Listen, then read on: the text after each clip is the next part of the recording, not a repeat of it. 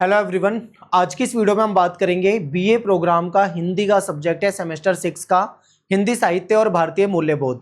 इस पे ऑलरेडी मैंने एक वीडियो बनाई है जिसमें मैंने आपको कंप्लीट समरी कराई थी। ठीक है, तो समरी वाली वीडियो ये आप देख चुके हो। अगर आपने ये वीडियो नहीं देखी तो आप इसको जरूर देख लेना।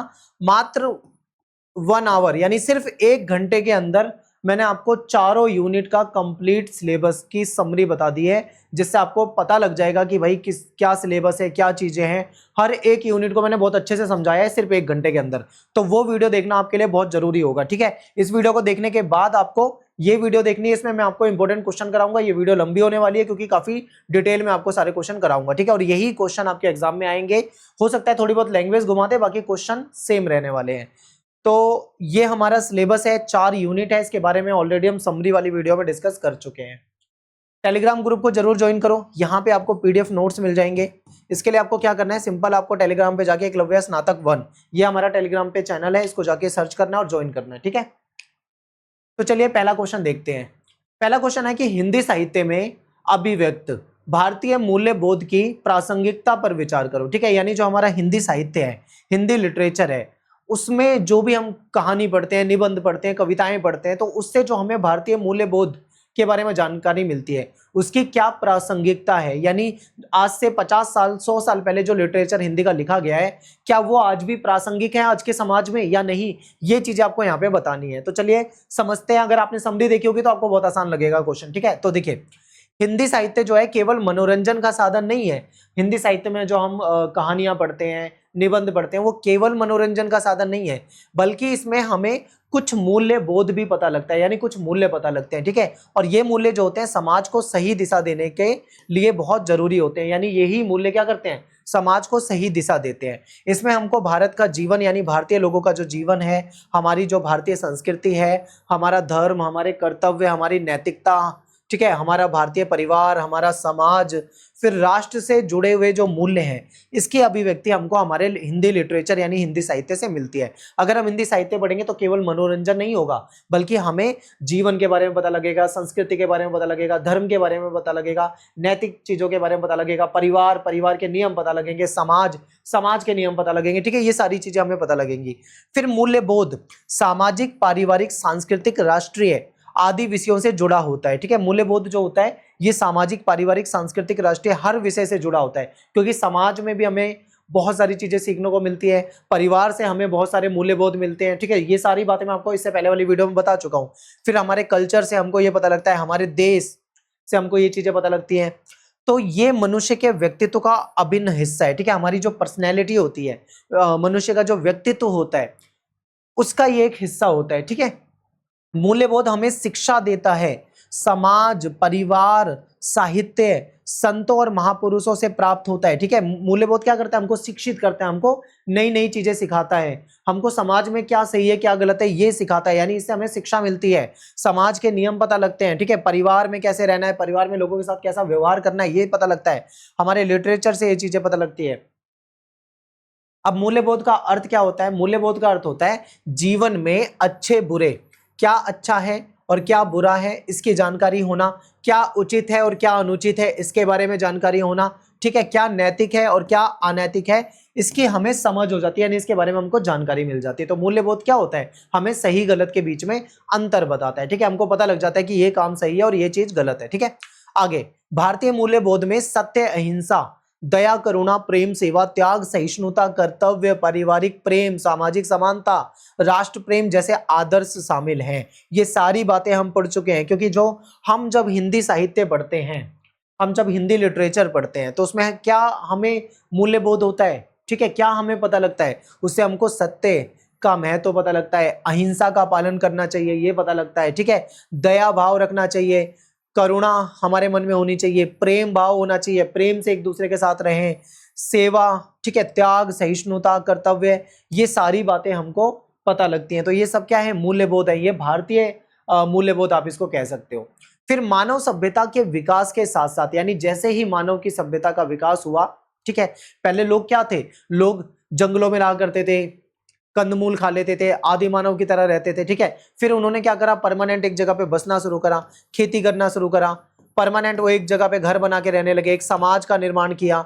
तो जैसे जैसे मानव सभ्यता का विकास हुआ वैसे वैसे हमको ये पता लगा कि हमें आदर करना चाहिए, सम्मान करना चाहिए, सभी का अहिंसा का पालन करना चाहिए, हमारे मन में ममता, दया भाव, करुणा, प्रेम, ठीक है, ये होना चाहिए, हमें क्षमाशील होना चाहिए, लोगों को माफ करने की हमारे अंदर क्षमता होनी चाहिए, दान देना चाहिए, सत्य बोलना चाहिए, सेवा करनी चाहिए। ये सारे मानवीय मूल्य जो हैं ये सभ्यता के विकास के साथ हमारे अंदर आए हैं, ठीक है, ये चीजें हमने सीखी है। फिर हिंदी साहित्य में भारतीय मूल्य बोध। तो हिंदी साहित्य के लगभग सभी काल, ठीक है, चाहे आप भक्ति काल की बात करो या उसके बाद की काल की बात करो, ठीक है, सभी कालों में भारतीय मूल्यों की अभिव्यक्ति आपको मिलती है लिटरेचर से। भक्ति काल की बात करें तो चाहे आप कबीर के रचनाओं को देखो, तुलसीदास की रचनाओं को देखो, सूरदास ने जो लिखा है उसको देखो, या रहीम के द्वारा जो लिखी गई बातें हैं उसमें भी आपको नैतिक, ठीक है, क्या सही है क्या गलत है ये जानकारी मिलती है, और आध्यात्मिक दिशा भी दी है इसने, यानी हमको क्या मतलब बताया है कि नैतिकता होनी चाहिए, समाज में हमको कैसे रहना है, ठीक है, क्या हमको करना है क्या नहीं करना है, ये सारी बातें हमको इनके लिटरेचर से मिलता है। कबीर ने अपनी रचनाओं में जाति पाति का जो विरोध होता था, ठीक है, जो भेदभाव था और जो दिखावा था, जो अहंकार है, इन सब चीजों का कबीर ने क्या करा, विरोध किया है, और उन्होंने कहा है कि हमको समाज में प्रेम से रहना चाहिए, समानता, ठीक है, सबको समान मानना चाहिए, किसी के साथ भेदभाव नहीं करना चाहिए, सादगी का संदेश दिया है कबीर ने अपनी रचनाओं में। दूसरी तरफ अगर हम बात करते हैं रहीम की, तो अगर आप रहीम की जो रचनाएं हैं उसको पढ़ते हो तो उसमें आपको विनम्र होने की बात मिलती है, यानी विनम्र होना चाहिए, मर्यादा, ठीक है, मर्यादा बनाए रखनी चाहिए, मानवीय संबंधों का महत्व समझाया गया है। तुलसीदास जी की अगर हम रामचरितमानस पढ़ते हैं तो उसमें हमें पता लगता है कि भारतीय पारिवारिक संबंध कैसे होते हैं, भारत में परिवार कैसे होते हैं, परिवार में लोगों के बीच में कैसा सहयोग होता है, ठीक है। फिर सामाजिक और सांस्कृतिक मूल्यों का श्रेष्ठ उदाहरण जो है आपको यहाँ पे देखने को मिलता है, रामचरितमानस और सांस्कृतिक मूल्य। तो रामचरितमानस जो है इसमें क्या पता लगता है हमको, भगवान राम के बारे में लिखा हुआ है, यानी भगवान राम का चरित्र, उनका मर्यादा पुरुषोत्तम उनको क्यों कहा जाता है, ठीक है, ये पता लगता है। उन्होंने जो त्याग किया, अपनी राज सिंहासन को छोड़ा, वनवास के लिए चले गए, ठीक है, उनके त्याग पता लगते हैं, उनके कर्तव्य, कैसे उन्होंने अपने कर्तव्यों का पालन किया और कैसे एक आदर्श जीवन का प्रतीक बने, ये सारी बातें हमको रामचरितमानस से पता लगती है, ठीक है। तो चाहे साहित्य किसी भी काल का हो, किसी भी काल का हो, हमेशा हमें मूल्यबोध होता है, कुछ ना कुछ अच्छा सीखने को मिलता है, समाज को एक नई दिशा देखने को मिलती है, ठीक है। फिर केवट प्रसंग, यानी जो केवट प्रसंग है इसमें जातिगत भेदभाव के स्थान पर प्रेम और समानता का भाव प्रकट होता है, ठीक है। भरत मिलाप प्रसंग में, केवट प्रसंग में क्या पता लगेगा, जब भगवान राम जाते हैं तो उनको नाव से नदी पार करनी होती है, यानी नदी को पार करना होता है, तो नाव वाले को बुलाते हैं, केवट को बुलाते हैं। अब केवट जो होता है उसे निचली जाति का या निम्न जाति का माना जाता है, उनके साथ भेदभाव होता है, ठीक है, ये सब तो होता ही था, लेकिन भगवान राम ने उनके साथ कोई भी जातिगत भेदभाव नहीं करा, उनको बहुत प्रेम से बुलाया, उनसे बहुत, ठीक है, उनको समानता, समान माना, समानता के भाव उनको सामने प्रकट किए और उनको बड़े प्रेम से बुलाया, ठीक है। फिर भरत मिलाप प्रसंग, इसमें हमें भ्रातृ प्रेम यानी भाई से जो प्रेम है ये देखने को मिलता है। त्याग, यानी भरत जो थे उनको सिंहासन मिल चुका था, लेकिन वो राम के पास जाते हैं, कहते हैं मुझे ये सिंहासन नहीं चाहिए, अपने भाई के लिए रोते हैं, ठीक है। तो यहाँ पे हमें भाई का प्रेम, त्याग, पारिवारिक मूल्य दिखाई देते हैं। राम लक्ष्मण परशुराम संवाद, इसमें देखोगे तो आपको एक तरफ राम की विनम्रता दिखेगी, उनका संयम दिखेगा, उनका शिष्टाचार दिखेगा, ठीक है, उनकी सांस्कृतिक मर्यादा दिखेगी, तो दूसरी तरफ लक्ष्मण का क्रोध भी आपको देखने को मिलता है, ठीक है। तो ये बहुत इंपॉर्टेंट है। राष्ट्रीय मूल्य और भारत भारती, तो आधुनिक हिंदी की अगर हम बात करें तो ये जो भारत भारती है इसने राष्ट्रीय चेतना को जगाने का काम करा है, ठीक है। मैथिली शरण गुप्त के द्वारा जो भारत भारती लिखी गई है इसमें भारत का गौरवपूर्ण इतिहास बताया गया है, वर्तमान स्थिति का वर्णन किया गया है, उज्जवल भविष्य की कल्पना की गई है, ठीक है। ये कहीं ना कहीं राष्ट्र प्रेम जगाती है हमारे अंदर, यानी ये जो काव्य है देशभक्ति यानी देश से प्रेम, राष्ट्र से प्रेम जगाती है, राष्ट्रीय जागरण यानी लोगों को जगाने का काम करती है, सांस्कृतिक गौरव का संदेश देती है। फिर सामाजिक और मानवीय मूल्य, ठीक है। हिंदी जो कहानी है, अगर कहानियों को हम पढ़ते हैं तो उसमें हमें भारतीय मूल्य बोध स्पष्ट रूप से दिखाई देता है। प्रेमचंद की कहानियां पढ़ोगे तो उसमें आपको सामाजिक न्याय की बातें मिलेंगी, त्याग का वर्णन दिखेगा, ईमानदारी की कहानियां दिखेंगी, मानवता का पक्षधर, इनकी कहानी जो है इसमें आपको ये चीजें दिखती हैं। ठीक है, सुदर्शन की जैसे हार की जीत अगर हम पढ़ते हैं तो उसमें हमें सच्चाई और विश्वास और नैतिक परिवर्तन का संदेश मिलता है, जिसमें हमने घोड़े की कहानी पढ़ी थी। आगे हम इसको डिटेल में पढ़ेंगे, अभी तो ये क्वेश्चन में है। ठीक है, आगे और भी ये क्वेश्चन है, वहां सब और ज्यादा डिटेल में समझेंगे। अमरकांत की जो डिप्टी कलेक्ट्री जो कहानी है उसमें हमें मध्यम वर्गीय परिवार का जीवन संघर्ष देखने को मिलता है कि मध्यम वर्गीय जो परिवार होते हैं, मिडिल क्लास जो परिवार होते हैं, उनके पास कमाई यानी आय के साधन ज्यादा नहीं होते, उनकी छोटी सी कमाई होती है, उसी कमाई में उनको अपना परिवार चलाना होता है और अपने बच्चों का भविष्य भी तय करना होता है। ठीक है, यानी बच्चों को पढ़ाना होता है। सरकारी नौकरी की क्या वैल्यू होती है वो यहाँ पे बताई गई है। फिर निबंध की बात करें तो निबंध साहित्य में मूल्यबोध यानी हिंदी निबंधों में भारतीय मूल्यबोध का सुंदर अभिव्यक्ति देखने को मिलती है। सरदार पूर्ण सिंह ने आचरण की सभ्यता जो निबंध लिखा है उसमें बताया है कि मनुष्य का जो बाहरी दिखावा होता है ना, उससे अधिक उसके आचरण को महत्व देना चाहिए। ठीक है, यानी कि कोई बाहर से दिखाता है मैं बहुत अमीर हूं, बहुत मतलब लग्जरीपन दिखाता है, अपनी अमीरी झाड़ता रहता है, बहुत सारे लोग होते हैं उनको दिखावे का शौक होता है। कहते हैं ये दिखावा जो है ना ये सही नहीं है, बल्कि उसका आचरण अंदर से कैसा है, उसका व्यवहार लोगों के साथ कैसा है, वही उसकी मतलब सबसे सही बात मानी जाती है। ठीक है, फिर डॉक्टर संपूर्णानंद की शिक्षा का उद्देश्य, इनका जो निबंध है इसमें शिक्षा को केवल नौकरी पाने का एक साधन नहीं बताया, बल्कि शिक्षा जो होती है वो चरित्र का निर्माण करती है। ठीक है, लोगों को एक अच्छा नागरिक बनाती है, एक अच्छा व्यक्ति बनाती है। फिर है विद्या निवास मिश्र की रहीमन पानी राखिए, यानी ये जो दोहा था इस पे इनका ये आधारित है। मनुष्य की मर्यादा, विनम्रता और संबंधों की गरिमा पे ये बल देता है। आज के समय में इसकी क्या प्रासंगिकता है? ठीक है, तो आज के समय में देखें तो भारतीय मूल्यबोध की प्रासंगिकता बहुत ज्यादा बढ़ चुकी है, क्योंकि आधुनिक जीवन में आज के समय में भौतिकता बहुत है। लोग ना लग्जरी के पीछे भागते हैं, वस्तुओं के पीछे भागते हैं। किसी को आईफोन चाहिए, किसी को महंगी गाड़ी चाहिए, किसी को महंगा घर चाहिए। ठीक है, यानी भौतिकता है, लोग भौतिकता के पीछे भागते हैं, लोग स्वार्थी हो चुके हैं, तनाव है जीवन में, स्ट्रेस में रहते हैं, टेंशन में रहते हैं, परिवार टूट रहे हैं, परिवारों का विघटन हो रहा है, सामाजिक असमानता होती जा रही है। ठीक है, नैतिक पतन होता जा रहा है और इतनी समस्याएं हमारे समाज में बढ़ रही है कि आप गिनना बैठोगे तो गिनती भूल जाओगे, लेकिन समस्याएं खत्म नहीं होंगी, इतनी समस्या है। तो ऐसे समय में हिंदी साहित्य में जो हमें मूल्य पता लगते हैं वो कहीं ना कहीं एक संतुलित जीवन जीने की प्रेरणा देते हैं, ताकि लोग एक बेहतरीन जीवन जी सकें, एक संतुलित जीवन जी सकें। ठीक है, सत्य, अहिंसा, प्रेम, सहयोग, सहिष्णुता, कर्तव्य बोध आज भी उतने ही आवश्यक हैं जितने कि ये पहले होते थे।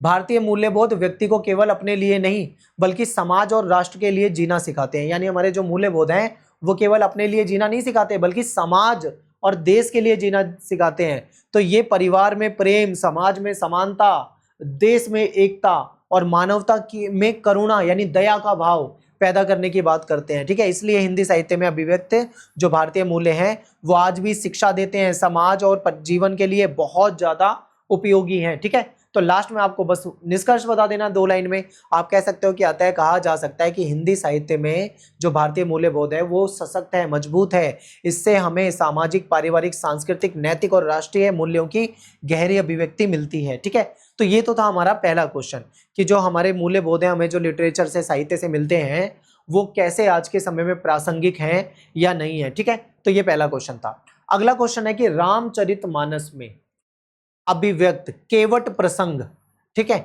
यानी केवट प्रसंग के आधार पे तत्कालीन सामाजिक संरचना पर प्रकाश डालिए। अब रामचरितमानस से केवट प्रसंग भी आ सकता है, ठीक है, या फिर परशुराम वाला जो विवाद था लक्ष्मण परशुराम के बीच में जो कहा सुनी हुई थी उसके ऊपर भी पूछा जा सकता है। तो ये क्वेश्चन आपके पेपर में आया हुआ है। ठीक है, चलिए इसको समझ, तो चलिए केवट प्रसंग को डिटेल में थोड़ा समझते हैं। तो देखिए तुलसीदास जी के द्वारा रामचरितमानस लिखी गई है जो कि हिंदी साहित्य का एक महान रचना, महान काव्य माना जाता है। ठीक है, ये केवल धार्मिक कथा नहीं है बल्कि इसमें जो उस समय का समाज था यानी तत्कालीन जो भारतीय समाज था उसके बारे में जानकारी मिलती है।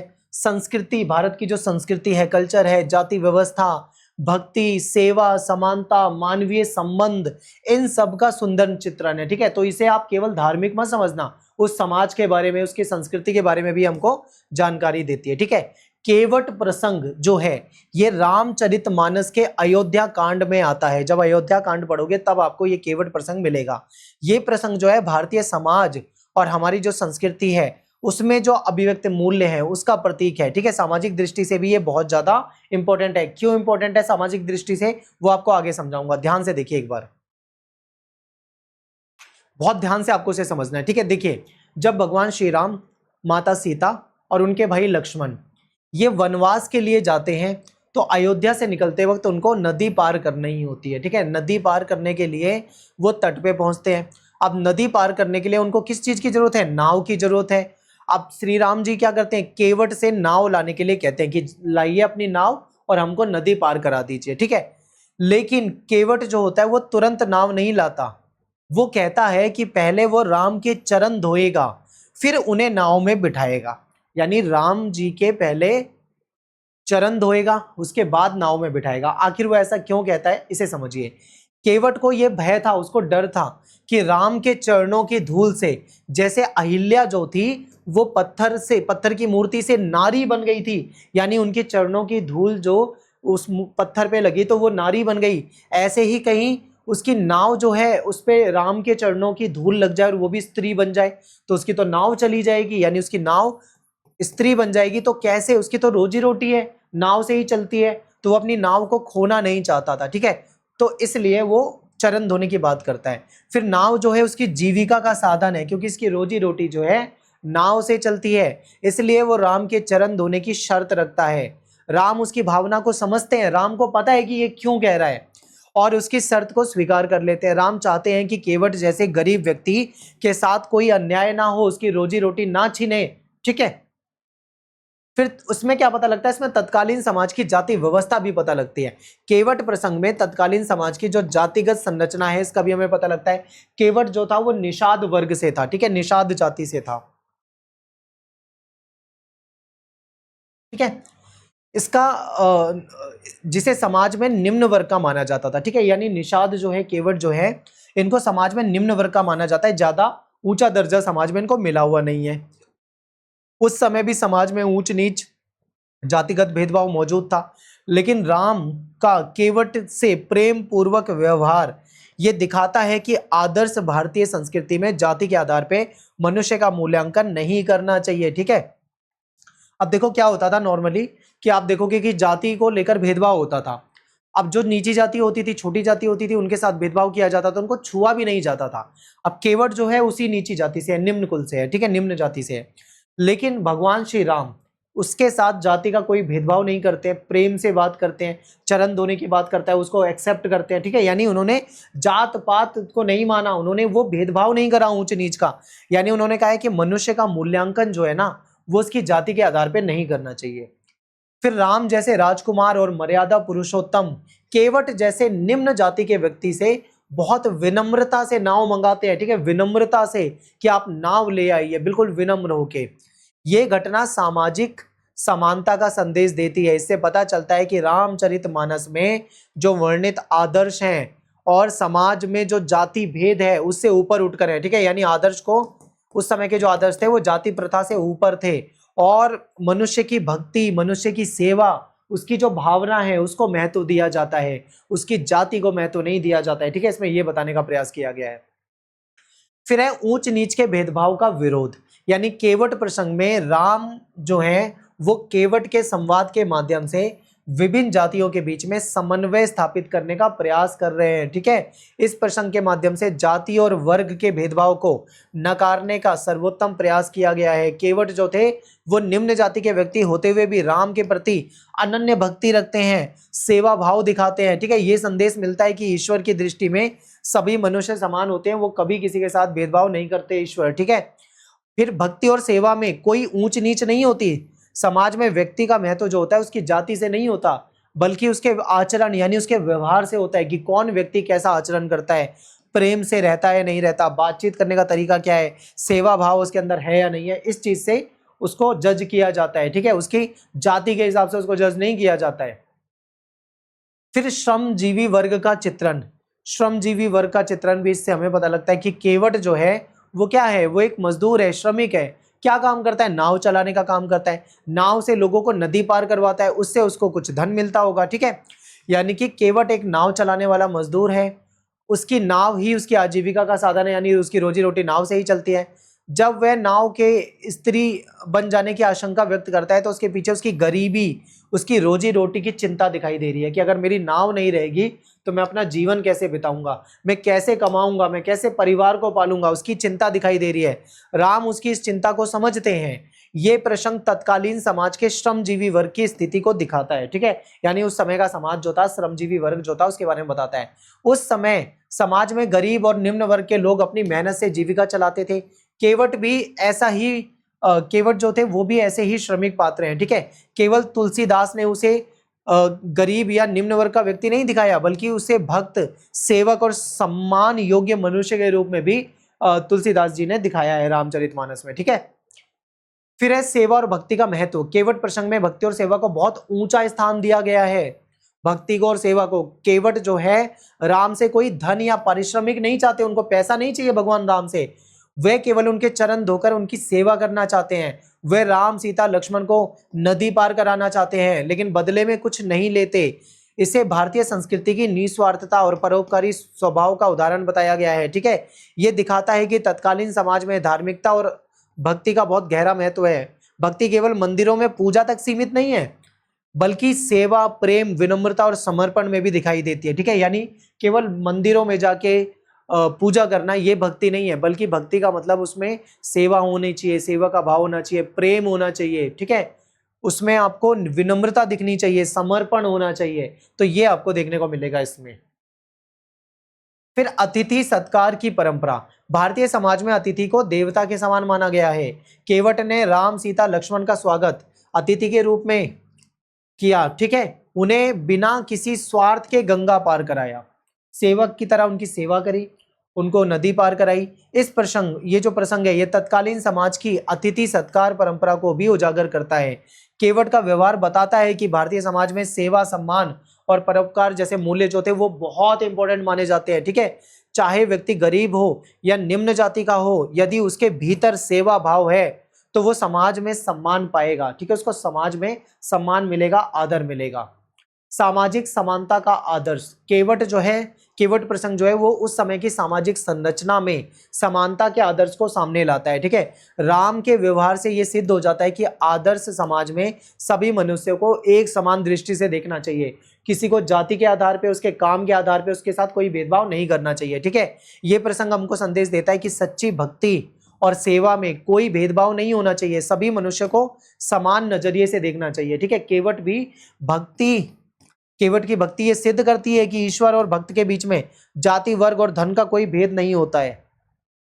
एंड में आपको निष्कर्ष बताना है, अतः कहा जा सकता है कि रामचरितमानस का जो केवट प्रसंग है वो उस समय के समाज की संरचना को समझने के लिए बहुत इंपॉर्टेंट है। जाति व्यवस्था, जाति का भेदभाव, श्रमजीवी समाज, ठीक है, फिर भक्ति, सेवा, अतिथि सत्कार, ये सारी चीजें हमको इस प्रसंग में देखने को मिलती है। अगला क्वेश्चन है कि हार की जीत जो कहानी है, इसमें भौतिक जीत की अपेक्षा नैतिक और आध्यात्मिक जीत के महत्व को दर्शाया गया है, ठीक है। यही चीज हमने फर्स्ट क्वेश्चन में पढ़ी थी, पर हमने शॉर्ट में पढ़ा था। अब यहाँ पे हम इसको डिटेल में पढ़ेंगे, पूरी स्टोरी को समझेंगे, समरी समझेंगे, फिर भौतिक जीत और नैतिक जीत ये क्या डिफरेंस है इसको समझेंगे। चलिए देखते हैं। तो देखिए, सुदर्शन के द्वारा लिखित जो कहानी है हार की जीत, ये एक मूल्यपरक कहानी है, ठीक है। इसमें हमें एक मूल्य पता लगता है। क्या पता लगता है कि उसमें जो बाबा भारती होते हैं वो कैसे विश्वास करके खड़क सिंह को अपना घोड़ा दे देते हैं, लेकिन वो विश्वासघात करके उनका घोड़ा लेके भग जाता है, ठीक है। तो इसको हम समझेंगे। तो इस कहानी में लेखक ने ये सिद्ध किया है कि बाहरी या भौतिक जीत, यानी जो बाहरी जीत हमको दिखाई देती है, जो भौतिक जीत होती है जिसमें हम कोई वस्तु चुरा लेते हैं, भौतिक मतलब जिसमें कोई चीज हम चुरा लें, इससे ज्यादा अधिक महत्वपूर्ण होती है नैतिक और आध्यात्मिक जीत, ठीक है। कहानी में एक और बाबा भारती थे जो हमेशा सत्य, करुणा और विश्वास के प्रतीक बने रहे हैं, तो दूसरी तरफ खड़क सिंह जो कि डाकू था वो एक दुराचारी पात्र बन गया, ठीक है। यानी एक बेकार कैरेक्टर माना जाता है, जबकि बाबा भारती बहुत अच्छा कैरेक्टर माने जाते हैं, ठीक है। इस कहानी में श्रेष्ठ मानव मूल्य जो है और दुराचार के बीच में जो संघर्ष है उसको दिखाया गया है, और अंत में यह माना गया है कि जो दुराचार है उसकी पराजय हो जाती है, ठीक है, नैतिक पराजय हो जाती है। तो आखिर ये क्या कहानी थी, जब तक आप कहानी नहीं समझोगे ना तब तक आपको ये आगे जो मैंने बातें बताई है वो समझ में नहीं आएंगी, ठीक है। तो कहानी समझते हैं। तो हार की जीत कहानी है, कहानी का नाम है। इसका जो मेन कैरेक्टर है वो है बाबा भारती। बाबा भारती जो है बहुत ही ईमानदार हैं, ठीक है, बहुत ही करुणा यानी दया भाव रखते हैं, बहुत ही अच्छे व्यक्ति हैं। इनके पास एक घोड़ा होता है, उस घोड़े का नाम होता है सुल्तान। अब ये जो घोड़ा होता है ये बहुत सुंदर होता है, ठीक है, और बहुत ही तेज दौड़ने वाला घोड़ा होता है। बाबा भारती जो होते हैं उस घोड़े से बहुत प्रेम करते हैं और घोड़ा उनके जीवन में उनका प्रिय साथी होता है। यहाँ पे कहानी शुरू होती है दूसरी तरफ खड़क सिंह की। अब खड़क सिंह जो है ये बहुत ही बेकार किस्म का आदमी है, डाकू है, लुटेरा है, चोर है, ठीक है। ये सुल्तान को प्राप्त करना चाहता है, यानी ये बाबा भारती का जो घोड़ा है सुल्तान, उसको प्राप्त कैसे करना चाहता है? खरीद कर नहीं, छल कपट से उसको चुराना चाहता है, आप ऐसे कह लो। वो चालाकी से अपाहिज व्यक्ति का रूप धारण करता है, यानी एक अपाहिज बन के जाता है और भेष बदल के बाबा भारती से सहायता मांगता है, उनसे मदद मांगता है, ठीक है। बाबा भारती जो होते हैं बहुत ही दयालु होते हैं। जब वो देखते हैं बेचारा अपाहिज है, बेचारा दुखी है, उनको थोड़ी पता है कि वो कौन है अंदर से, तो वो अपने दयालु स्वभाव के कारण उसको घोड़े पर बिठा लेते हैं। अब वो घोड़े पे बैठ जाता है, जैसे ही उसको मौका मिलता है वो तुरंत उनका घोड़ा लेकर भाग जाता है। अब घोड़ा लेके भाग जाता है तो जो बाबा भारती थे वो अपने आप को ठगा महसूस करते हैं कि बताओ मैंने इस व्यक्ति की मदद करी और इसने मेरे साथ धोखा कर दिया, यानी मेरा विश्वासघात कर दिया, ठीक है। तो भौतिक जीत किसकी हुई? ऊपरी दृष्टि से देखें तो खड़क सिंह की जीत हुई, ठीक है, यानी ऊपर से देखने में हमको ऐसा लगता है कि खड़क सिंह जीत गया क्योंकि उसको घोड़ा मिल गया, इसने घोड़ा चुरा लिया, तो सब ये कहेंगे वो तो जीत गया, ठीक है। क्योंकि बाबा भारती जो है उनका प्रिय घोड़ा जो था सुल्तान वो उसने छीन लिया है। घोड़ा मिल जाना उसकी भौतिक सफलता जरूर हो सकती है, लेकिन ये सफलता उसे मिली है छल से, यानी उसने छल कपट किया है, धोखे से उसने अपना उद्देश्य पूरा कर लिया है, ठीक है। लेकिन ये जीत जो है केवल बाहरी है। बाहरी जीत कैसे समझिए, इसमें नैतिकता नहीं है क्योंकि दुनिया की नजरों में वो चोर है। सब क्या जानते हैं? सब ये जानते हैं कि वो घोड़ा किसका था, लेकिन उसने चुरा लिया, छल से चुरा लिया, कपट से चुरा लिया, ठीक है। फिर वो कहते हैं दुनिया के सामने इसमें ना तो नैतिकता है, न सत्य है, ना ही आत्मिक संतोष है, इसलिए ये वास्तविक जीत नहीं कही जा सकती। बाबा भारती की नैतिक ऊंचाई, घोड़ा छिन जाने पर बाबा भारती जो है खड़क सिंह से केवल एक ही बात कहते हैं, इस घटना को किसी को मत कहना, नहीं तो लोग गरीबों और असहायों पे विश्वास करना छोड़ देंगे, ठीक है। यानी जब उनका घोड़ा छिन जाता है तो बाबा भारती कहते हैं कि चलो ठीक है, जो किया सो किया, कोई बात नहीं, लेकिन किसी को बताना मत, क्योंकि अगर तुम किसी को बताओगे तो लोगों का गरीबों से विश्वास उठ जाएगा। लोग कभी गरीब की मदद नहीं करेंगे, उन्हें लगेगा पता नहीं गरीब के भेष में कौन होगा, ऐसा लोग सोचने लगेंगे।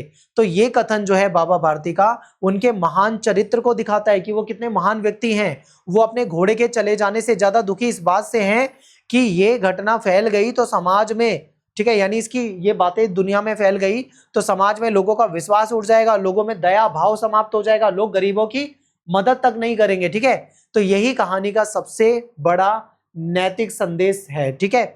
बाबा भारती ने अपना नुकसान सह लिया, बर्दाश्त कर लिया, लेकिन समाज में मनुष्यता, मानवता, करुणा, विश्वास, इसको बचाने के लिए उनको चिंता है कि समाज में चलो मेरा जो नुकसान हुआ हुआ, मेरा प्रिय घोड़ा मुझसे छिन गया, कोई बात नहीं, लेकिन समाज में ऐसा ना हो कि लोग मानवता से लोगों का विश्वास उठ जाए, लोगों का करुणा, दया भाव, विश्वास, इन सब चीजों से विश्वास उठ जाए, ठीक है। तो यहाँ पे इनकी नैतिक विजय बताई गई है और खड़क सिंह की नैतिक पराजय हो जाती है। खड़क सिंह भले ही घोड़े को पा लेता है, ठीक है, लेकिन वो मन से हार जाता है। बाबा भारती की बात उसके हृदय दिल को छू जाती है। जब बाबा भारती कहते हैं ना कि ठीक है घोड़ा ले लिया तो ले लिया, लेकिन किसी को बताना नहीं, तो ये बात उनके दिल से छू जाती है, ठीक है। उसे अपनी गलती का एहसास होता है, वो समझ जाता है कि उसने केवल घोड़ा नहीं चुराया बल्कि मनुष्य के विश्वास पे चोट की है। इस घटना के बाद तो लोग मनुष्य पे विश्वास तक नहीं करेंगे।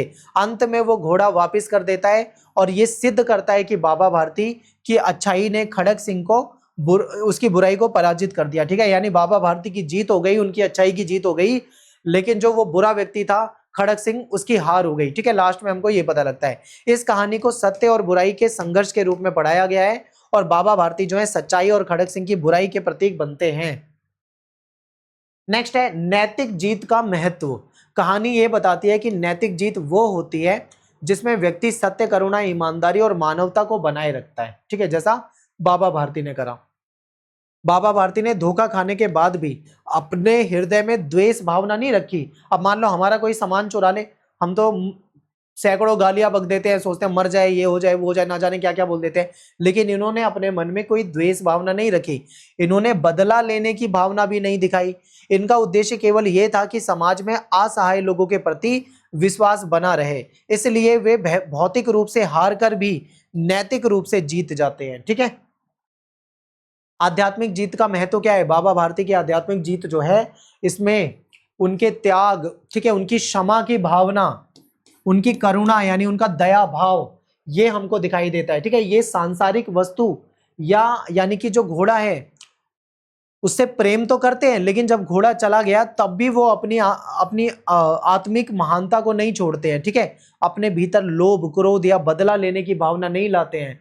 वो अपने वो अपने व्यक्तिगत दुख यानी उनको जो पर्सनली जो लॉस हुआ है, जो नुकसान हुआ है, अपने दुख से ऊपर उठकर मानवता की रक्षा की बात करते हैं। ठीक है, यानी उनका घोड़ा चला गया, उनका नुकसान हो गया, वो इससे दुखी तो हुए, लेकिन फिर भी अपने दुख से ज्यादा ऊपर उन्होंने मानवता को रखा। कहानी का संदेश, हार की जीत जो कहानी है, इसका मूल संदेश यह है कि वास्तविक जीवन जो है यह वस्तु, धन या शक्ति प्राप्त करने में नहीं है, बल्कि अच्छे आचरण, सच्चाई, करुणा और आत्मिक शुद्धता में है। खड़क सिंह ने घोड़ा जीत लिया था, लेकिन उसका जो अंत में क्या होता है, वो हार जाता है। बाबा भारती का घोड़ा वापस दे देता है, कहीं ना कहीं उसको समझ में आ जाता है कि भाई उसने कितनी चोट पहुंचाई है मानवता को। तो निष्कर्ष में आप बता सकते हो कि हार की जीत कहानी जो है, इसमें भौतिक जीत की अपेक्षा नैतिक और आध्यात्मिक जीत को ज्यादा महत्व दिया गया है, क्योंकि खड़क सिंह की भौतिक जीत है जो वो अस्थायी है, खोखली है, जबकि बाबा भारती की नैतिक और आध्यात्मिक जीत जो होती है वो स्थायी होती है, प्रभावशाली होती है। ठीक है, कहानी हमें सिखाती है कि सच्ची विजय वही है जो मनुष्य के चरित्र, आत्मा और मानवता को ऊंचा उठाती है। ठीक है, तो यहाँ पे अपना ये क्वेश्चन हो गया है। अब अगला क्वेश्चन है कि विद्या निवास मिश्र का निबंध है रहीमन पानी राखिए, इसमें पानी जो है इसको प्रतीक के रूप में यूज किया गया है। ठीक है, वो प्रतीक क्या है, यानी किस चीज के प्रतीक के रूप में यूज किया गया है, आपको ये बताना है। तो चलिए देखते हैं एक बार इस क्वेश्चन के आंसर को।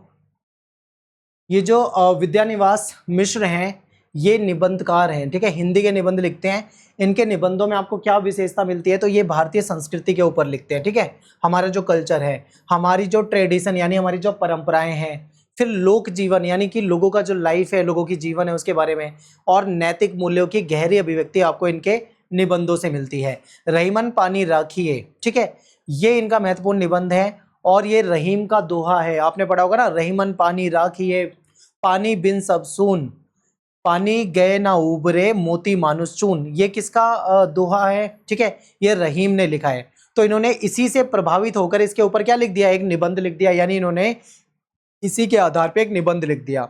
तो ये निबंध जो है ना, समसामयिक दृष्टि से अत्यंत प्रासंगिक है। आज के नजरिए से भी देखें तो भी ये बहुत ज्यादा प्रासंगिक है, इसका रेलिवेंस है, और समाज में नैतिक चेतना जगाने का काम करता है, लोगों को कहीं ना कहीं जागरूक करने का काम करता है। ठीक है, एक नैतिकता का भाव उनके अंदर जगाता है। तो यहाँ पे पानी को बताया गया है, पर यहाँ पे पानी का मतलब वो वाला पानी नहीं है, जल, जिसे हम जल समझते हैं पानी। यहाँ पे पानी को किसी और अर्थ में बताया गया है, आखिर वो क्या मतलब है उसका, उसको समझते हैं। ठीक है, तो देखिए पानी का सामान्य अर्थ क्या होता है, तो सामान्य रूप से पानी को हम जल बोलते हैं, और जल के बिना जीवन संभव नहीं है, ये हम सभी जानते हैं।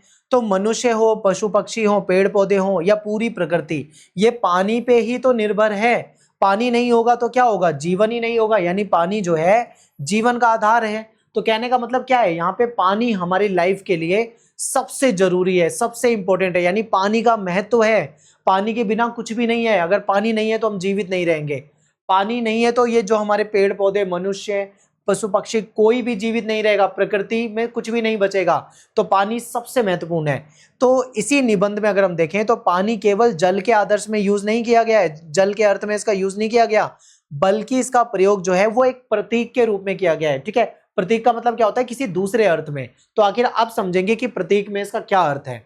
तो पानी का यहाँ पे प्रतीकात्मक अर्थ जो है, मीनिंग जो है वो क्या है, उसको समझते हैं। ठीक है, तो देखिए मिश्र जी ने कहा है, मिश्र ने पानी को मानव मर्यादा, आत्मसम्मान, शील, प्रतिष्ठा, नैतिकता और जीवन मूल्य का प्रतीक माना है। ठीक है, यानी यहाँ पे पानी क्या है, यहाँ पे पानी का मतलब पानी नहीं है, बल्कि मनुष्य की मर्यादा है। ठीक है, मनुष्य की इज्जत, उसका सम्मान, ठीक है, यानी यहाँ पे पानी का अर्थ क्या है, मनुष्य का आत्मसम्मान, उसकी मर्यादा, उसकी इज्जत, ठीक है, उसकी प्रतिष्ठा से है। तो जिस प्रकार जल के बिना संसार सूना हो जाएगा, जैसे पानी नहीं रहेगा तो संसार सूना हो जाएगा, उसी प्रकार मानवीय मर्यादा और नैतिकता के बिना मनुष्य का जीवन मूल्यहीन हो जाएगा। कहने का मतलब है कि मनुष्य के जीवन में उसकी इज्जत सबसे महत्वपूर्ण होती है। ठीक है, अगर किसी व्यक्ति की इज्जत चली जाए तो फिर उसका जीवन जो होता है वो व्यर्थ हो जाता है। समाज में मान लो किसी की बहुत रेपुटेशन है, बहुत मतलब सम्मान है, अचानक से पता लग जाए कि कोई उसका पुराना कर्म कांड सामने आ जाए कि इसने पुराने टाइम पे ये किया था, कोई गलत काम किया था, और उसकी वजह से उसकी जो छवि है, जो उसकी एक मतलब इमेज बनी हुई है वो धूमिल हो जाए, ठीक है, उस पर असर पड़े, तो कहीं ना कहीं क्या कहेंगे कि उसका सम्मान चला गया। यानी जब सम्मान चला गया तो जीवन का कोई महत्व नहीं रहा। ठीक है, यदि आदमी अपने पानी की चिंता छोड़ दे तो समाज में उसका सम्मान समाप्त हो जाता है। यानी इंसान अपने पानी की चिंता छोड़ दे, पानी की चिंता का मतलब यहाँ पे सम्मान की चिंता ऐसे है, अपने आत्मसम्मान की चिंता छोड़ दे। ठीक है, इसलिए पानी जो है मनुष्य के भीतर मौजूद सम्मान और नैतिक गरिमा का प्रतीक है। यानी हमारा जो समाज में सम्मान होता है, ठीक है, हमारी एक इमेज होती है, एक रिस्पेक्ट होती है, अगर वो ही खत्म हो जाए तो फिर हमारा क्या समाज में रह जाएगा, कुछ नहीं रह जाएगा, जीवन व्यर्थ हो जाएगा। ठीक है, तो वही चीज यहाँ पे बताई गई है। अब मानुष चून, ठीक है, चून को दो अर्थों में लिया गया है। एक तो चून होता है आटा, जो हमारे घर में आटा होता है ना, उसको भी चून कहा जाता है। और फिर दूसरा चूना, चूना आप जानते ही हो। तो मानुष को मनुष्य कहा जाता है, और चून, ठीक है। तो रहीम के दोहे में तीन उदाहरण दे रखे हैं, मोती, मानुष और चून। तो इसमें तीनों में पानी का जो महत्व है वो विशेष है। मोती में पानी का क्या महत्व है, मोती में उसकी चमक से है। यानी मोती में अगर पानी है, यहाँ पे पानी का मतलब क्या है, चमक है। यानी अगर मान लो मोती में चमक है तो मोती की वैल्यू है। अगर मोती में चमक नहीं है, उसकी चमक खत्म हो गई तो उसकी वैल्यू खत्म हो गई। ठीक है, कोई भी मोती जिसमें चमक नहीं होगी उसकी वैल्यू नहीं होगी। तो मोती की चमक उसकी मोती की वैल्यू किससे होती है, उसकी चमक से होती है। तो अगर मोती की चमक ही खत्म हो गई है तो उसकी वैल्यू खत्म हो गई है। तो यहाँ पे इन्होंने, ठीक है, इसको पानी को अलग अर्थ में रखा हुआ है। तो मोती की चमक क्या होता है, उसका पानी होता है। यदि मोती का पानी चला जाए यानी उसकी चमक चली जाए तो वो मूल्यहीन हो जाता है, यानी उसकी कोई कीमत ही नहीं रह जाती है। इसी प्रकार चूने में पानी ना हो तो वो उपयोगी नहीं रहता, क्योंकि चूने का इस्तेमाल किया जाता है तो उसमें पानी मिलाया जाता है। पानी नहीं मिलाओगे तो फिर चूने का इस्तेमाल नहीं होगा।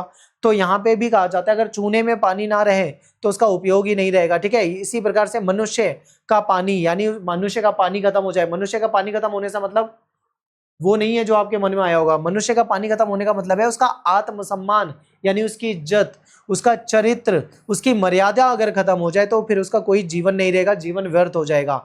यदि मनुष्य का पानी चला जाए तो उसका व्यक्तित्व नष्ट हो जाएगा, उसकी पर्सनैलिटी ही खत्म हो जाएगी। इस प्रकार पानी जो है यहाँ पे बाहरी वस्तु नहीं बल्कि जीवन की भीतरी गुणवत्ता का प्रतीक है, उसकी क्वालिटी को बता रहा है। ठीक है, मनुष्य की क्वालिटी क्या है, उसका समाज में सम्मान, उसकी इज्जत, उसकी गरिमा, वही उसका क्या है, मेन जो महत्व है पानी है। ठीक है, अगर वही खत्म हो जाएगा तो उसका कोई वैल्यू नहीं रह जाएगा। ऐसे ही मोती में उसकी चमक जो होता है उसका मेन उसका पानी मान लो, उसका मतलब उसकी गुणवत्ता मान लो, अगर उसका पानी यानी उसकी चमक ही खत्म हो जाएगी तो मोती का कोई वैल्यू नहीं रह जाएगी। ठीक है, तो यही यहाँ पे बताया गया है।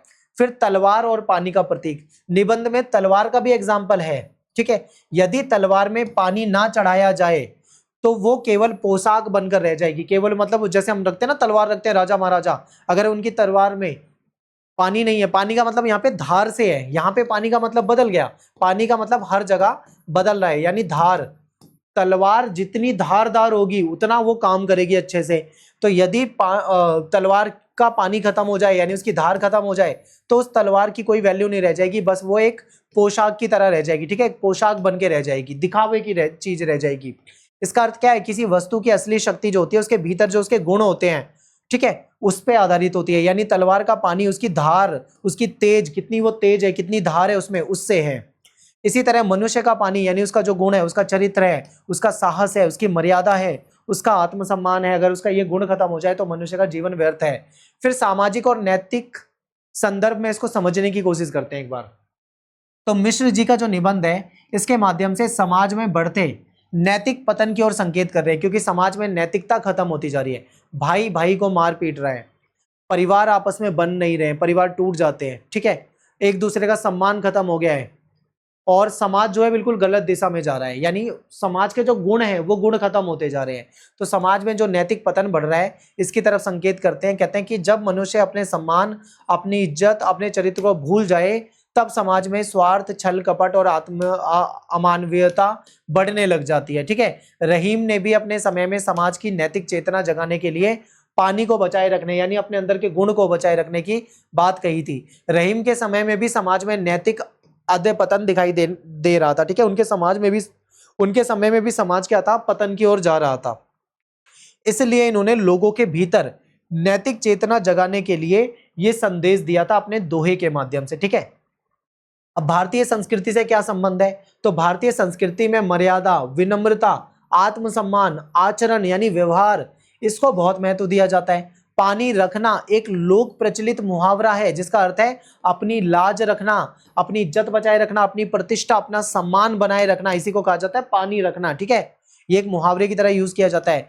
विद्यानिवास मिश्र भी इसी लोक परंपरा को आधार बनाकर बताते हैं कि मनुष्य को हर परिस्थिति में अपना पानी बचाकर रखना चाहिए, यानी अपनी इज्जत बचा के रखनी चाहिए। आपने सुना था ना, एक बड़ा ही वायरल हो रहा था, एक बहुत महान लेडी है हमारे देश की, उनकी एक रील वायरल हो रही है।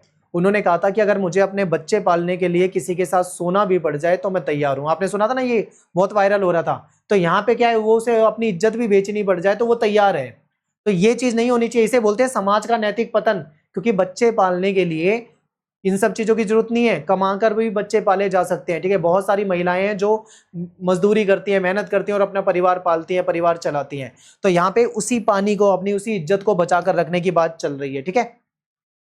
आज के समय में प्रासंगिकता, आज के समय में भौतिकता, स्वार्थ, लोभ, प्रतिस्पर्धा ये बहुत है। इसके कारण मूल्यों से लोग दूर होते जा रहे हैं। अब वो एक दूसरे को हराने पे लगे हुए हैं, चाहे गलत तरीका अपनाना पड़ जाए वो सब कर लेते हैं, ठीक है। स्वार्थी हो गए हैं लोग, लालची हो गए हैं लोग। तो लोग सफलता के लिए कभी कभी अपनी नैतिकता और आत्मसम्मान को से भी समझौता कर लेते हैं। ऐसे समय में कहते हैं कि रहीमन पानी राखिए का संदेश जो है बहुत महत्वपूर्ण हो जाता है। यह निबंध हमें सिखाता है कि कष्ट सहना पड़े तो सह लेंगे, लेकिन अपनी चरित्र, अपनी मर्यादा और अपने आत्मसम्मान को कभी नहीं खोएंगे, ठीक है। चाहे कितने भी संकट आ जाए, कितने भी कष्ट सहने पड़े, सह लेंगे, लेकिन अपने आत्मसम्मान को नहीं जाने देंगे, ठीक है। निष्कर्ष, अतः कहा जा सकता है कि विद्यानिवास मिश्र के निबंध रहीमन पानी राखिए में पानी जो शब्द है ना, इसका मतलब उस पानी से नहीं है जो हम पीते हैं। इसका मतलब क्या है, ये एक प्रतीक के रूप में यूज किया गया है जिसका अलग अलग जगह पे अर्थ बदल जा रहा है। जैसे कि हमने क्या पढ़ा था, जब मनुष्य के जीवन में पानी की बात चल रही थी तो ये उसके सम्मान से जुड़ा हुआ था। अगर मोती में पानी की बात चल रही थी तो ये मोती की चमक से जुड़ा हुआ था, ठीक है। अगर तलवार में पानी की बात चल रही थी तो वहां पे पानी जो था उसकी धार, उसकी तेजपन से जुड़ा हुआ था। तो यानी पानी जो लिखा हुआ है उसका हर जगह मतलब बदल जा रहा है, अर्थ बदल जा रहा है, यानी इसको प्रतीक के रूप में यूज किया गया है, यही आपको बताना था, ठीक है। अब देखो ये क्वेश्चन हो गया है। अब ये क्वेश्चन आपके पेपर में आए हुए हैं सारे जो मैं करा रहा हूँ, इसी वजह से क्वेश्चन आते हैं। अब आपके पेपर में ना एक टिप्पणी वाला क्वेश्चन भी आता है जो 10 नंबर का होता है। इसमें आपसे लिखा गया है कि किन्हीं 3 पे संक्षिप्त टिप्पणी लिखो, ठीक है। किसी 3 पे संक्षिप्त टिप्पणी लिखो। तो ये वाला जो क्वेश्चन है ना, ये मैं आपको फर्स्ट क्वेश्चन में ऑलरेडी बता चुका हूं। जो हमने फर्स्ट क्वेश्चन किया था उसमें ये कवर हो गया है।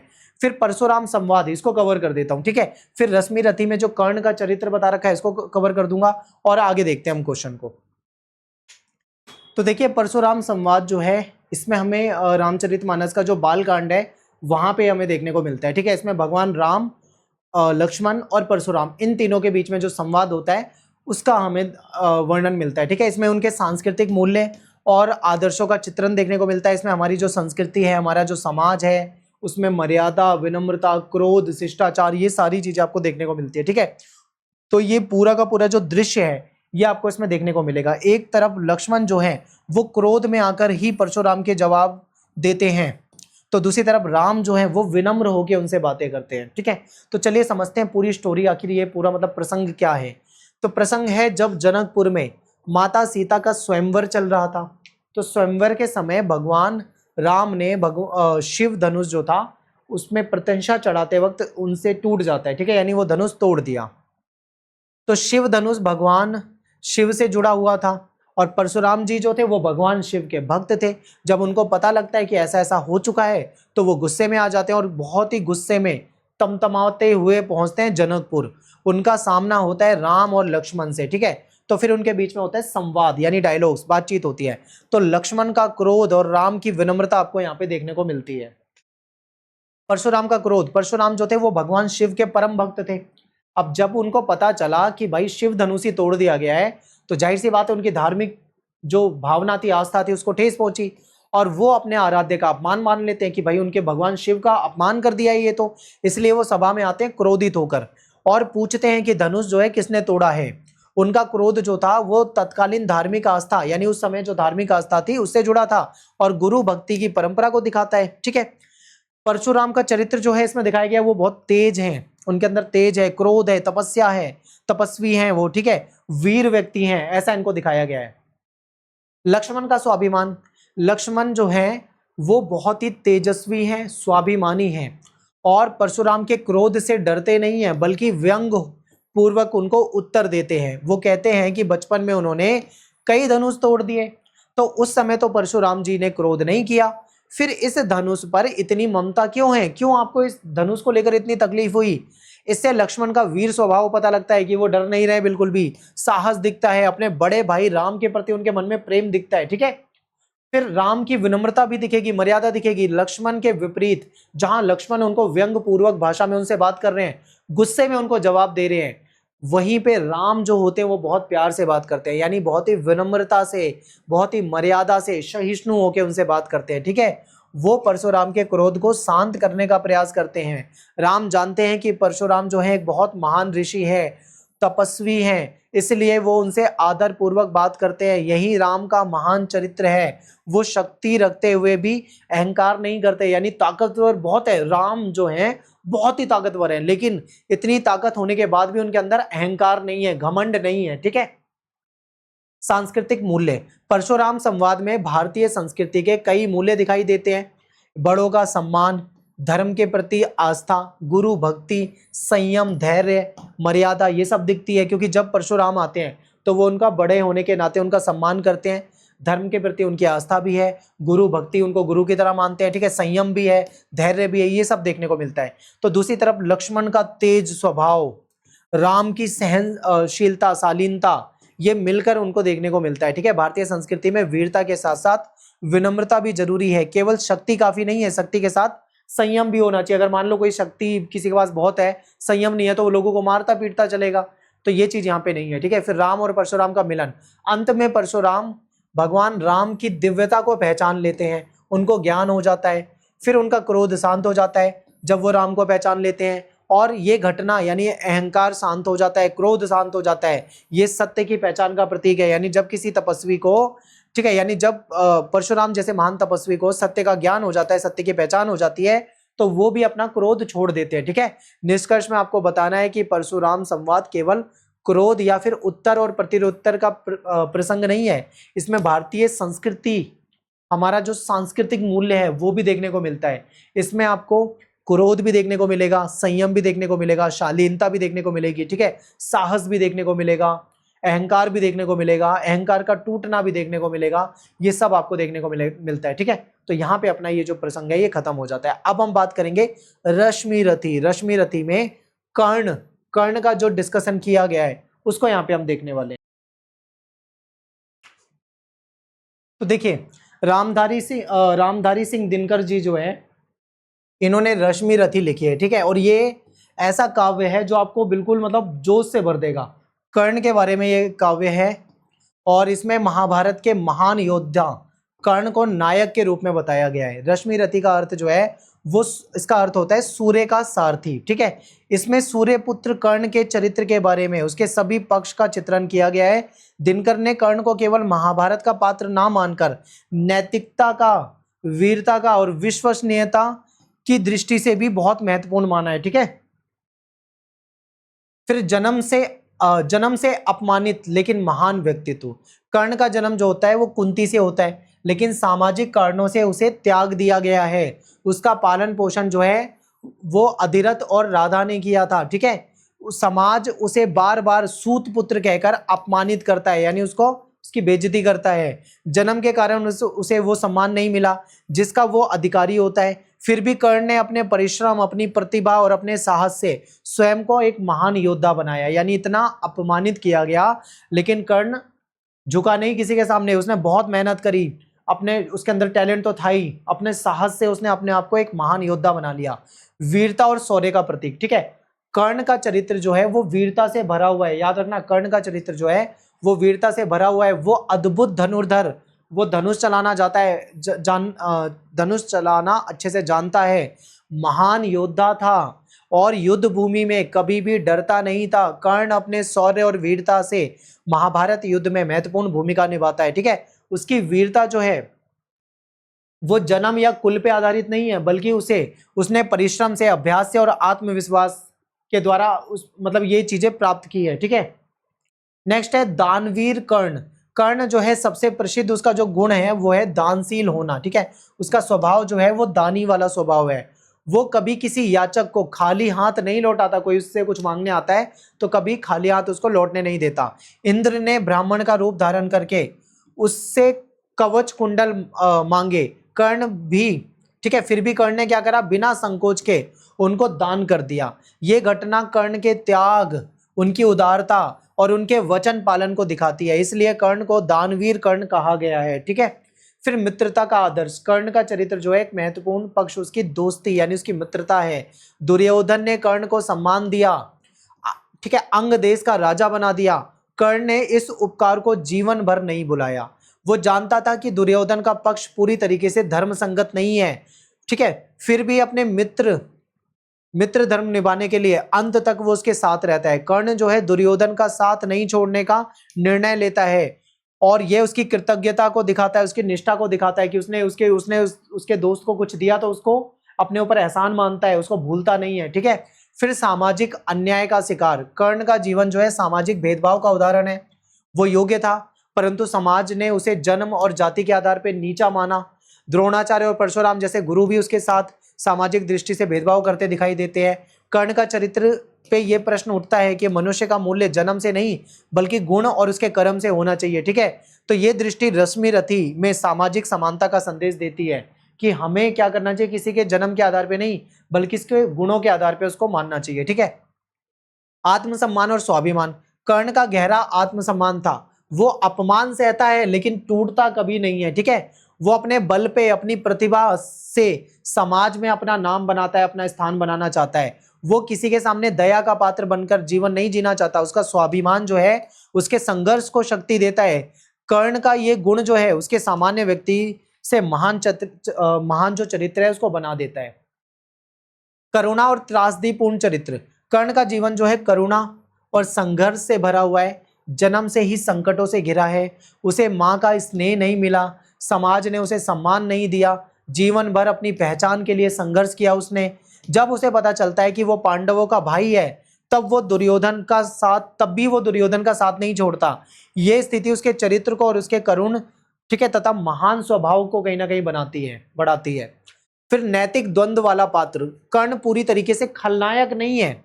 वो दुर्योधन के पक्ष में होते हुए भी अपने भीतर नैतिकता रखता है, दानशीलता रखता है, मित्रता और मर्यादा रखता है। यही उसकी सबसे बड़ी विशेषता है, ठीक है। वो अच्छाई है कि कठिन परिस्थिति आने के बाद भी, ठीक है, वो संघर्ष करता रहता है, भागता नहीं है वहां से। दिनकर जी ने इसी कारण उसको बहुत ही मानवीय और संवेदनशील चरित्र के रूप में प्रस्तुत किया है, ठीक है, अपने काव्य में। निष्कर्ष में आपको बताना है कि अंत में ये कहा जा सकता है कि रश्मि रथी में कर्ण का चरित्र जो है उसमें उसको वीर बताया है, दानशील बताया है, मित्रता निभाने वाला बताया है, एक स्वाभिमानी व्यक्ति बताया है, त्याग करने वाला, करुणा भाव रखने वाला व्यक्ति बताया है, ठीक है। जन्म से अपमानित होता रहा लेकिन कर्ण एक महान योद्धा बन के आता है। तो ये बातें आपको यहाँ पे बतानी थी, ठीक है। तो यहाँ पे हमने परशुराम संवाद देख लिया है और ये भी देख लिया है और ये तो मैंने आपको पहले क्वेश्चन में करा ही दिया है। अब बात करेंगे डॉक्टर संपूर्णानंद का अनुसार जो शिक्षा का उद्देश्य है, ठीक है, इनका जो निबंध था इसको यहाँ पे हम समझने वाले हैं। तो देखिए शिक्षा का उद्देश्य जो है, इस निबंध का परिचय समझते हैं। इस निबंध में शिक्षा का वास्तविक उद्देश्य जो है वो समझाया गया है। लेखक बताते हैं कि शिक्षा का उद्देश्य केवल नौकरी प्राप्त करना नहीं होता है, बल्कि ये चरित्र निर्माण का काम करता है। ठीक है, यानी मनुष्य को एक अच्छा इंसान बनाने का काम करता है। अब जो शिक्षा है, एजुकेशन है, उसका मुख्य उद्देश्य क्या होता है?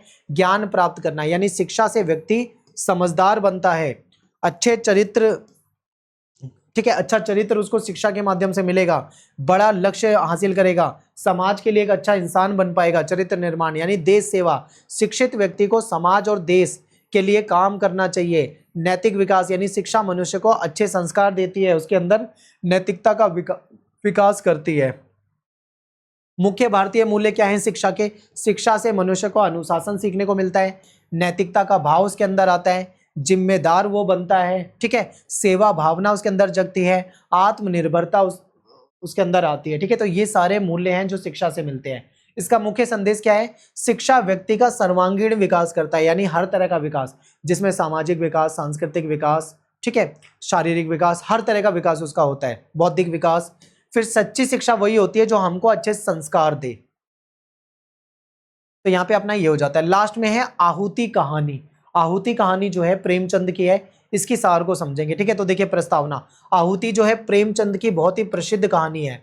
ये कहानी जो है भारतीय स्वतंत्रता आंदोलन, यानी जब हमारे देश में स्वतंत्रता आंदोलन चल रहा था उस पर आधारित है। इसमें त्याग की बात है, देशभक्ति, सेवा, राष्ट्रीय चेतना और आत्म बलिदान के मूल्यों को प्रमुखता से दिखाया गया है। ठीक है, यानी देश प्रेम करो, देशभक्त बनो, देश के लिए अपनी जान तक दे दो, राष्ट्रीय चेतना जगाने की बात है। तो ये सारी चीजें इस कहानी में मिलती है।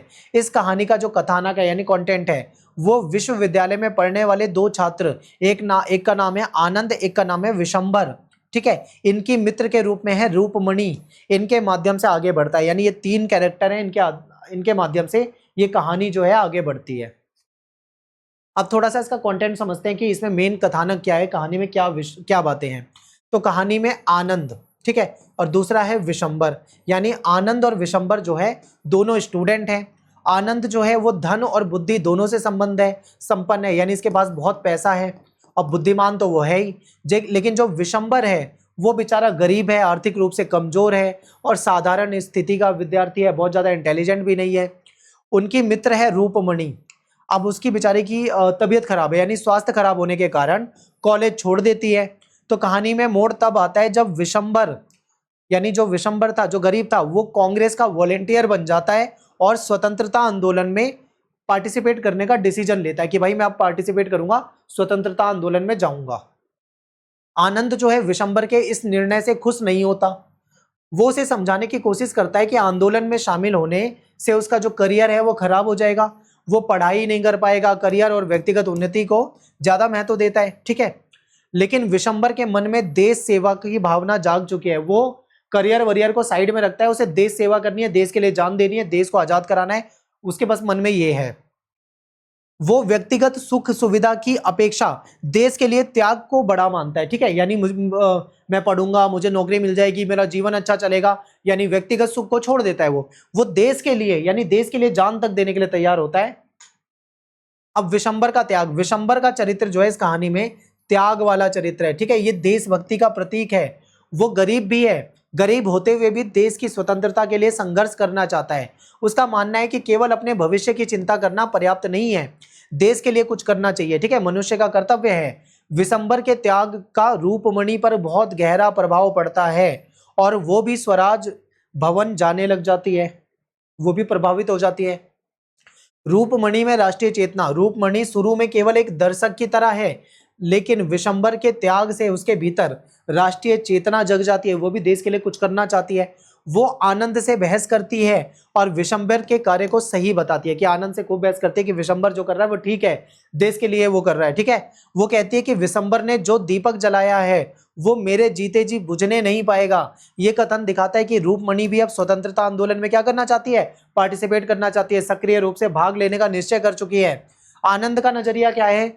आनंद कहानी में व्यवहारिक है, प्रैक्टिकल व्यक्ति है, स्वार्थपूर्ण दृष्टिकोण से देखता है। ठीक है, वो बस अपना फायदा देखता है, वो विशंबर के त्याग को ठीक समझ नहीं पाता। ठीक है, उसके लिए पढ़ाई, भविष्य बनाना, करियर बनाना सुविधा प्राप्त करना, ये ज्यादा इंपॉर्टेंट है। दूसरी ओर विशंबर और रूपमणि जो है ये देश हित में, मतलब देश का हित अपने व्यक्तिगत हित से ज्यादा बड़ा मानते हैं। इस प्रकार कहानी में दो विचारधाराओं का संघर्ष आपको देखने को मिलेगा, एक और स्वार्थ और सुविधा, तो दूसरी तरफ क्या है, त्याग और राष्ट्र सेवा।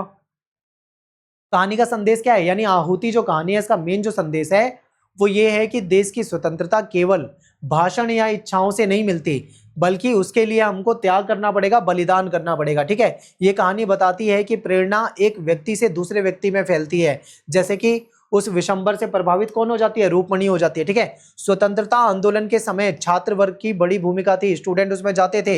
यदि एक विद्यार्थी सरकार के विरोध में सामने आता है तो उसके पीछे हजारों स्टूडेंट जो है साथ में खड़े हो जाते हैं।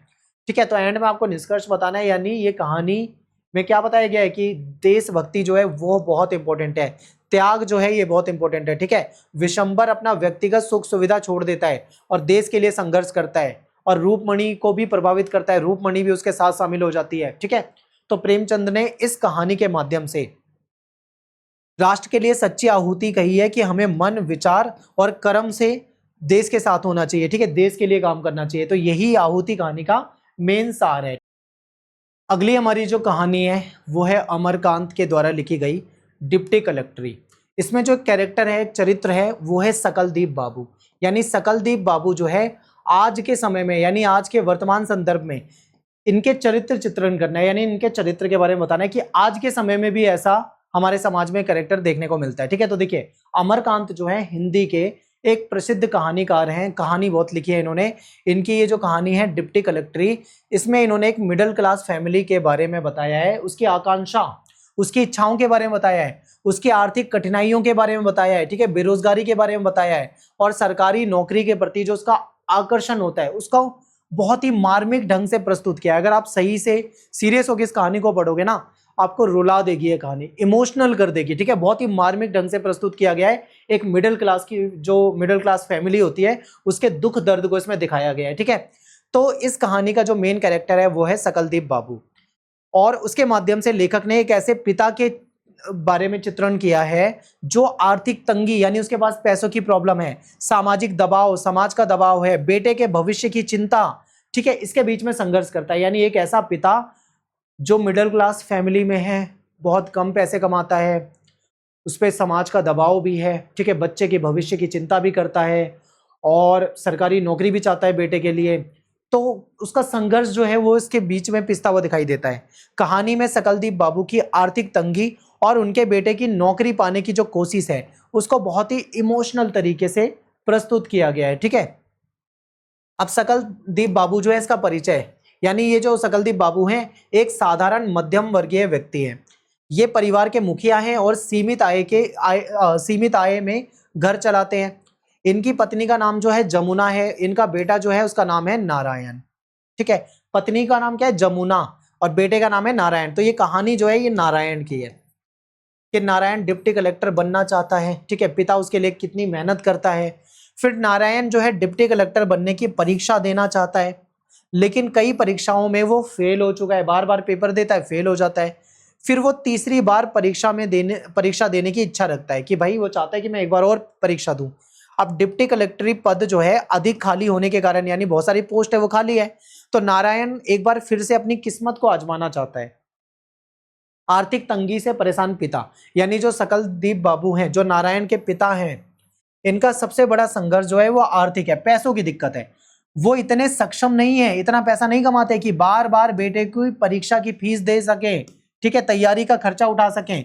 जब उनकी पत्नी उनसे नारायण की परीक्षा फीस भरने की बात करती है तो वो गुस्सा हो जाते हैं, नाराज हो जाते हैं। उनका गुस्सा वास्तव में किस चीज को दिखाता है, उनकी गरीबी को दिखाता है, उनकी असहाय स्थिति को दिखाता है, जिम्मेदारियों का परिणाम, यानी उसके पास जिम्मेदारियों का बोझ है, बेटे की असफलता और खर्च दोनों से वो सकलदीप बाबू जो है परेशान है। ठीक है, वर्तमान संदर्भ में आज के परिवारों में क्या ये होता है, बिल्कुल होता है, यस, आपको बताना एकदम होता है। ठीक है, कैसे होता है, देखिए वर्तमान संदर्भ में भी ऐसे अनेक परिवार मिलते हैं जहां माता पिता सीमित आय, यानी बहुत कम कमाई है, वहां पे बच्चों की पढ़ाई, प्रतियोगी परीक्षाओं और नौकरी की तैयारी का खर्च उठा रहे हैं। ठीक है, कई बार लगातार फेल होने के कारण परिवार जो है मानसिक और आर्थिक दबाव में आ जाता है। क्योंकि आज भी भाई माता पिता अपने बच्चों को सरकारी नौकरी की कोचिंग दिलवाते हैं, कोचिंग का पैसा खर्च करते हैं, उनकी पढ़ाई में जो पैसा खर्च होता है, किताबों का पैसा खर्च करते हैं, तैयारी करवाते हैं, फॉर्म भरवाते हैं, एग्जाम दिलवाते हैं, बहुत पैसा खर्च करते हैं, ठीक है। और कई बार बच्चा असफल हो जाता है तो उसके कारण परिवार जो होता है मानसिक रूप से आर्थिक दबाव में आ जाता है। मानसिक रूप से तो परेशान रहता ही है कि भाई बच्चे का पेपर क्लियर नहीं हुआ, आर्थिक दबाव में आ जाता है क्योंकि भाई बहुत पैसा खर्च कर चुका है। इस दृष्टि से सकलदीप बाबू जो है आज भी अत्यंत प्रासंगिक पात्र है। हर घर में आपको सकलदीप बाबू दिखेगा, यानी आपका पिता, क्योंकि आपका पिता भी जो होंगे वो संघर्ष कर रहे होंगे ताकि आपको कामयाब बना दे, ठीक है। तो यह हर घर की कहानी है। व्यवहारिक और कठोर स्वभाव, सकलदीप बाबू भावुक व्यक्ति नहीं है, बिल्कुल भी इमोशनल नहीं है, बल्कि वो जीवन को व्यवहारिक दृष्टि से यानी प्रैक्टिकल नजरिए से देखते हैं। उन्हें लगता है कि नारायण में डिप्टी कलेक्टर बनने की योग्यता नहीं है, यानी उनको लगता है कि नारायण बन ही नहीं सकता डिप्टी कलेक्टर, उसके अंदर वो योग्यता नहीं है। वो कहते हैं कि नारायण जो है बीए भी 3rd क्लास से पास हुआ है, इधर उधर घूमता रहता है, सिगरेट पीता है, ठीक है, इसलिए वो उसे उच्च सरकारी पद के योग्य नहीं मानते कि ये बड़ी नौकरी के लायक है, वो मानते नहीं है। उनकी कठोर भाषा के पीछे बेटे से गिरना नहीं बल्कि उसकी चिंता और निराशा है। कई बार वो उसको नालायक बोल देते हैं, ठीक है, नालायक बोलते हैं गुस्से में। अब इसका मतलब ये नहीं है कि वो उसे घृणा करते हैं, बल्कि ये है कि उनके मन में चिंता है। वो जानते हैं कि केवल इच्छा करने से कोई बड़ा अधिकारी नहीं बन जाता, यानी उनका बेटा चाहता है, मैं भी मतलब उसका पिता भी चाहता है, तो उनके चाहने से कोई नहीं बन जाएगा बड़ा अधिकारी। इसके लिए मेहनत करनी पड़ेगी बच्चे को, ठीक है, योग्यता भी होनी चाहिए, अनुशासन होनी चाहिए, ठीक है, पढ़ना चाहिए दिन रात, तब जाके बात बनेगी। तो बेटे के भविष्य को लेकर चिंतित, यानी सकलदीप बाबू जो हैं बाहर से कठोर दिखाई देते हैं, लेकिन भीतर से अपने बेटे को लेकर, उसके भविष्य को लेकर बहुत ही चिंतित हैं। वो नहीं चाहते कि नारायण बार बार फेल होए, समय बर्बाद हो, पैसा बर्बाद हो। उनकी नाराजगी में एक पिता की पीड़ा यानी एक पिता का दर्द छिपा हुआ है। वो बेटे को वास्तविकता समझाना चाहते हैं कि बेटा तुमसे नहीं हो पाएगा, ठीक है। उनको लगता है उनका बेटा सिगरेट बाज है, सिगरेट पीता है, इधर उधर घूमता है, पढ़ाई में वो बार बार 3rd क्लास से पास हुआ है, उतना पढ़ने में भी होशियार नहीं है, तो उससे हो नहीं पाएगा, ऐसा उनको लगता है। आज के समय में भी बहुत सारे माता पिता अपने बच्चों को प्रतियोगिता परीक्षाओं में, ठीक है, बिठवाते हैं और वहां पे भीड़ देखकर परेशान रहते हैं, क्योंकि भाई नौकरी निकलती है, मान लो 100 पोस्ट निकलती है, लाखों फार्म भर दिए जाते हैं। अब लाखों के बीच में कंपटीशन में उनको आगे निकलना है, तो ये बहुत मुश्किल है। सरकारी नौकरी का आकर्षण जो है आज भी बहुत ज्यादा है, लेकिन सीटें कम है और प्रतियोगिता जो है, कंपटीशन जो है वो बहुत ज्यादा कठिन है। इसलिए सकलदीप बाबू की चिंता है आज के बेरोजगार युवाओं और उनके परिवारों की चिंता से जुड़ जाती है, यानी जो इनकी चिंता है वो आज के परिवारों में भी देखने को मिलती है, ठीक है। फिर मध्यम वर्गीय मानसिकता का प्रतिनिधि, सकलदीप बाबू जो है एक मध्यम वर्गीय यानी मिडिल क्लास इनकी सोच है। और मध्यम वर्ग जो होता है वो सरकारी नौकरी को सुरक्षा के रूप में देखता है कि नौकरी लग जाए तो जीवन सुरक्षित है, सम्मान के नजरिए से देखता है, सामाजिक प्रतिष्ठा का साधन मानता है। डिप्टी कलेक्ट्री जैसी जो नौकरी है वो परिवार के लिए केवल नौकरी नहीं है, बल्कि समाज में उनकी उन्नति का सपना है कि अगर बेटा डिप्टी कलेक्टर बन जाएगा समाज में हमारा सम्मान होगा, ठीक है। नौकरी को लेकर वो तनाव में रहते हैं, आशा में रहते हैं, निराशा का वातावरण दिखाई देता है। वर्तमान समय में IAS, IPS, SSC, banking, railway sector में परीक्षाओं को लेकर लाखों स्टूडेंट है जो बहुत उम्मीदें रखते हैं बेचारे। बच्चों की असफलता केवल उनकी व्यक्तिगत असफलता नहीं मानी जाती, बल्कि पूरे परिवार को निराश कर देती है। केवल बच्चा फेल होता है तो बच्चा दुखी नहीं होता, माता पिता भी दुखी होते हैं। क्रोधी लेकिन संवेदनशील पात्र, ठीक है, वो क्रोधी जरूर है लेकिन बहुत ही संवेदनशील पात्र है, यानी सकलदीप बाबू कई बार गुस्सा करते हैं, पत्नी को भी दोष देते हैं और बेटे को नालायक बोल देते हैं, लेकिन उनका क्रोध उनकी असंवेदनशीलता को नहीं दिखाता, बल्कि जीवन की उनकी मजबूरियों को दिखाता है कि कितने मजबूर हैं, पैसा नहीं है उनके पास, वो आर्थिक दबाव में है, सामाजिक अपेक्षाओं, समाज में भी अपेक्षा होती है। पूछते हैं ना कि शर्मा जी आपका बेटा फिर फेल हो गया, लोग मजे लेते हैं, फिर फेल हो गया, इस बार भी क्लियर नहीं हुआ, फिर अगले साल फिर मजे लेने के लिए आ जाते हैं, हुआ या नहीं हुआ, तो ऐसे ऐसे मजे लेते हैं, ठीक है। तो सामाजिक अपेक्षा, आर्थिक दबाव, पारिवारिक जिम्मेदारी, इन सब से टूटे हुए व्यक्ति हैं।